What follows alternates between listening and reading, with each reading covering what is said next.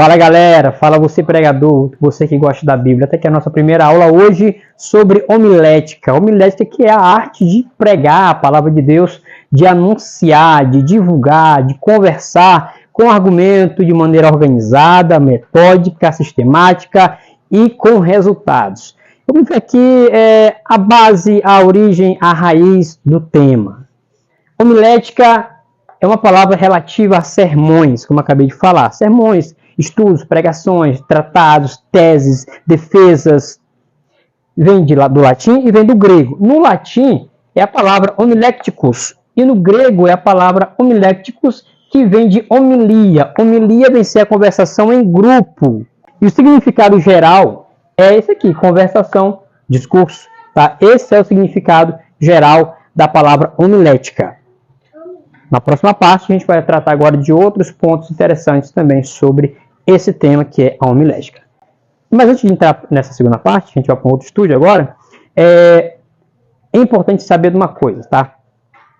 Homilética não permite que você estrague o discurso com berros, gritarias, exageros e repetições desnecessárias. Segundo, a homilética, ela exatamente existe para te educar quanto ao discurso, a fala, o ensino, a pregação, para que você tenha resultado. Terceiro, a homilética, ela tem como objetivo principal te profissionalizar nessa coisa, te profissionalizar nisso, para que você seja um bom orador, um bom pregador. E um bom pregador não é aquele que grita que berra, é aquele que consegue atingir o coração das pessoas, a mente das pessoas, que chama a atenção das pessoas e que no final dessa mensagem consegue gerar uma transformação, uma mudança naturalmente através da mensagem que foi anunciada, que foi pregada no coração e na vida prática daquelas pessoas, sem forçar, sem pressionar, sem intimidar. Isso é que é o resultado de uma grande pregação. Vamos agora para outras partes importantes da homilética. Muito bem, gente, passando agora aqui para outras partes, como já dito antes na introdução, a homilética é a arte de pregar a palavra de Deus de maneira eficiente, de maneira eficaz e relevante. E o objetivo principal da pregação ou do discurso, né?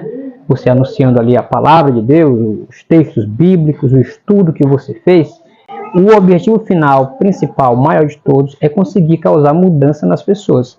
Mudanças para melhor, mudanças transformadoras, positivas nas pessoas. Se você conseguir, ao menos, fazer a pessoa pensar, refletir sobre como ela vive, o que ela faz, se a vida que ela vive é boa ou não, se tem resultado positivo para ela ou não, se você conseguir na sua pregação, ao menos levantar essa reflexão, você já conseguiu um grande resultado.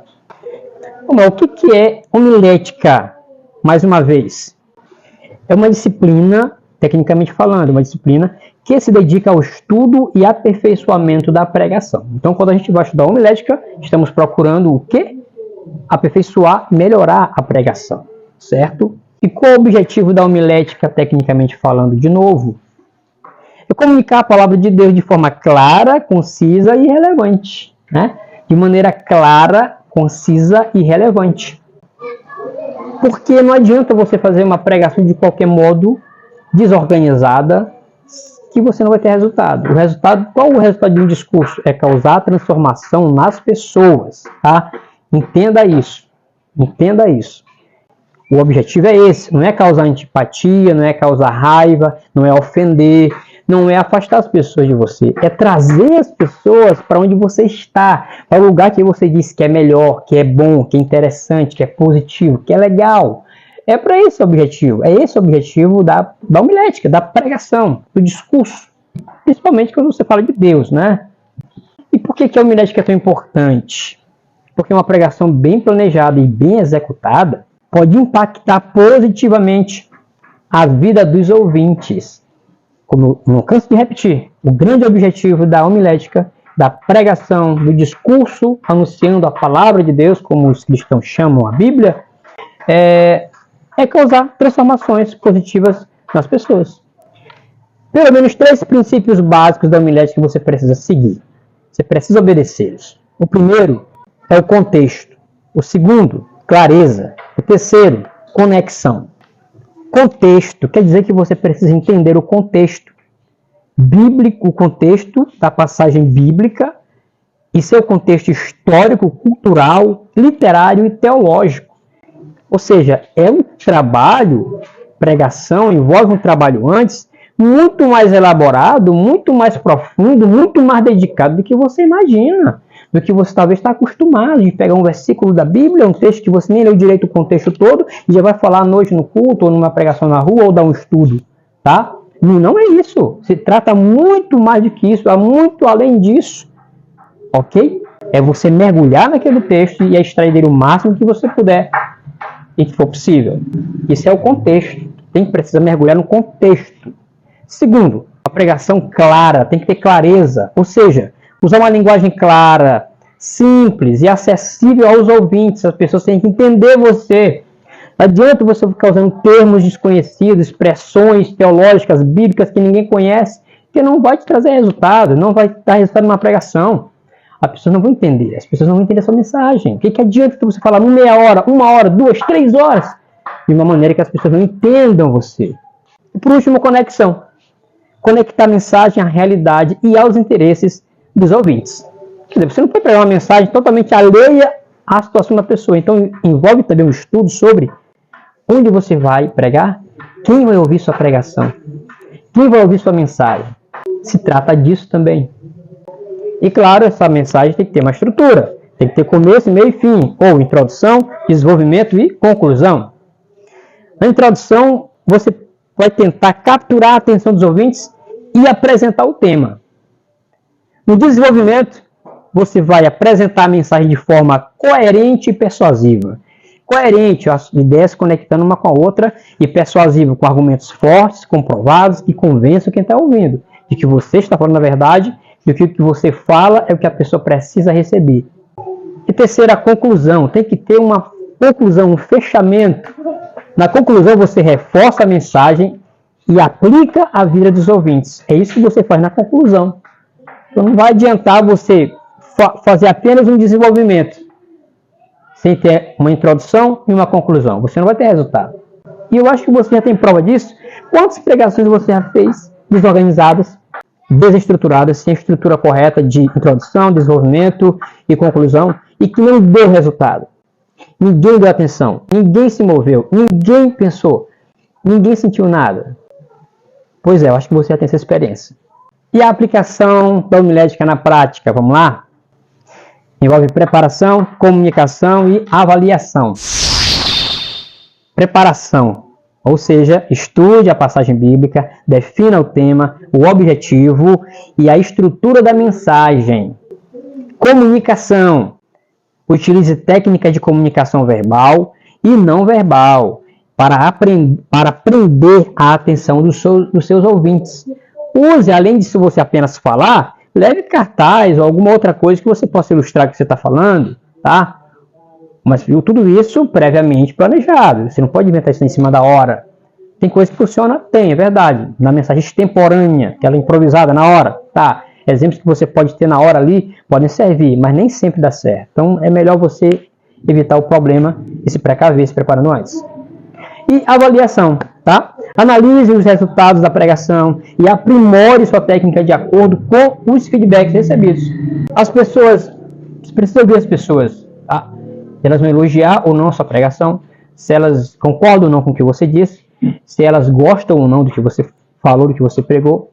Receba essas avaliações e analise, tá? Analise se a sua mensagem sempre vai ser requisitada ou não. Avalie tudo isso. Então, preparação, comunicação e avaliação.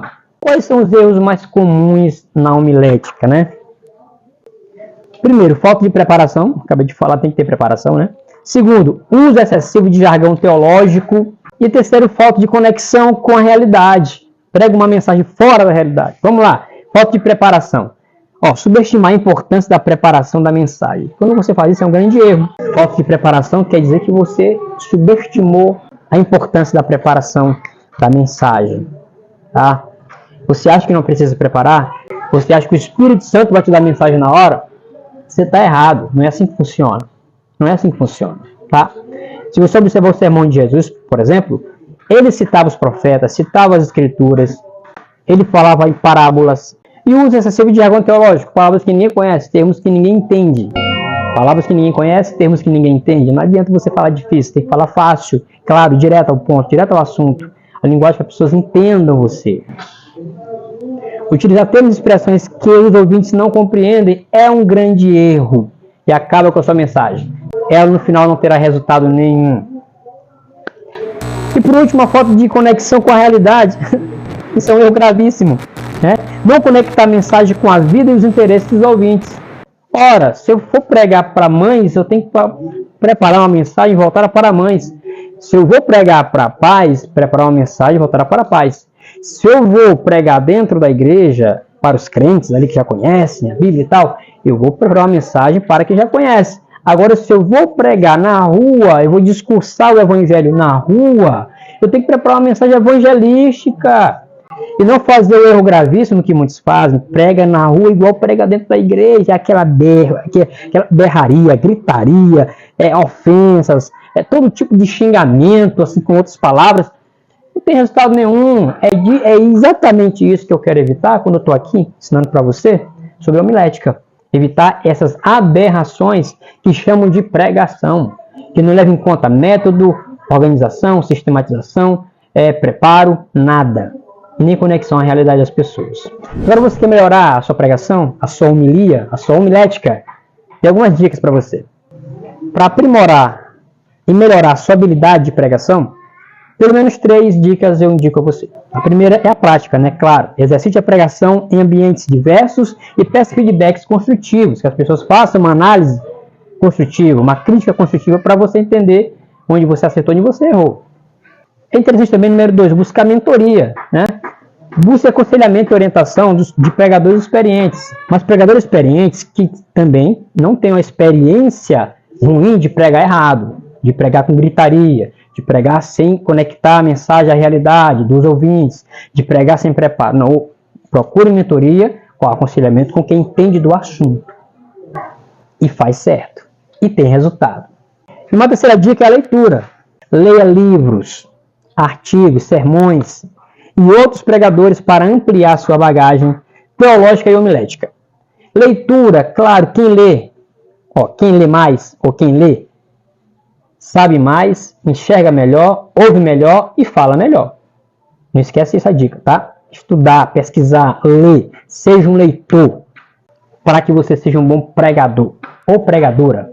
E para fechar, né, eu espero que você se dedique ao preparo, a evitar os jargões e repetições desnecessárias, palavras desconhecidas, seja claro, direto, assunto, e sempre conecte a sua mensagem à realidade dos ouvintes.